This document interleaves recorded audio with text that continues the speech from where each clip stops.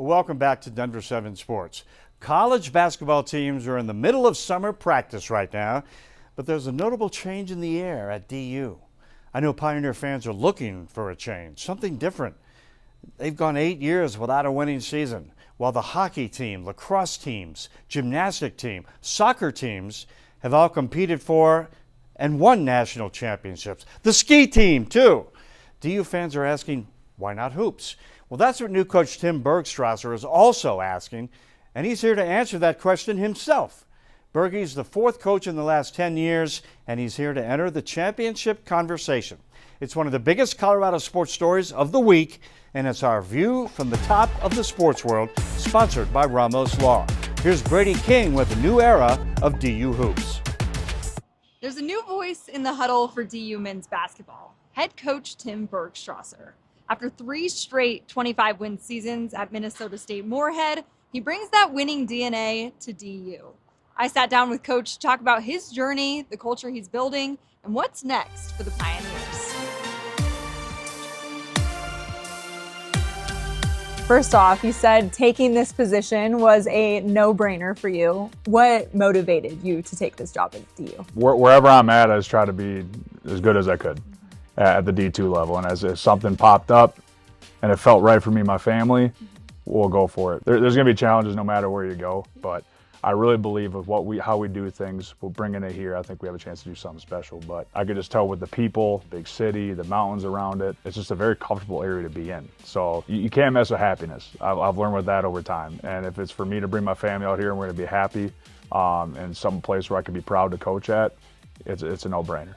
And you touched on it, MSUM, you guys had a ton of success. What elements of that program do you hope to bring over? We weren't a flashy program by any means, so now we need to recruit that way. And because it's always gonna be about the players. I think I'm a decent coach, what I'm doing, but players make plays. And it's up to us, structure them and organize them. But we knew who we were, so we recruited it that way. And I think that allowed us to have the success that we had. Because we recruited the underdog type guys. But the tough, less talented guys, those are the kind of guys I like to coach because they have a chip on their shoulder, they play with some edge. You were able to bring 4 of those guys over with you. Do you think that will help just already set that standard of the kind of players you're looking for? It makes me more comfortable in my transition. To bring those 4 guys here, my associate head coach, Spencer Bland, to have those guys come with me in this transition has been awesome. And they're going to have to earn everything, and they understand that. But again, they're our kind of guys, and they've already set the tone right from the jump, and they've jumped right on board with them. Like I've said many times before, like if you're a fan in the stands, I just want them to think like, wow, like these guys are just playing so stinking hard, and they're playing just really good basketball on both sides of the floor. Take me back a little bit. When did you realize that coaching was going to be your next passion? I wanted to go play professionally basketball. Tore my ACL 3 times, as we know.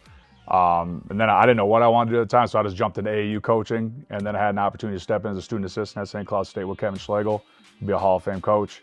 Then I just learned, like, wow, I didn't think I was good at anything else. So I just I want this basketball thing to keep working. But I just love basketball so stinking much. And anybody that saw me play back in the day, like, I sacrificed everything. I just laid it all out there every single day. That's just who I am. I still get the chills when I do this stuff, so I know I'm in the right profession. What will measure success of your first year? I know you're keeping it simple, taking it day by day. I get all of that, but is there any sort of benchmarker you'll have for this first year, or are you just really going to see how it goes? From where we started to where we ended, did we turn into a really good basketball team, and were we competitive?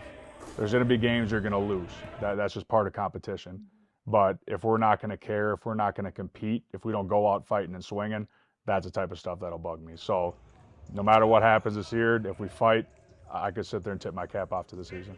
Big thanks to Coach Bergstraser for taking the time to sit down with us. Pioneers will hit the court this fall with a new look and a new leader, and we'll be watching. That's our view from the top. For Denver 7 Sports, I'm Bradey King.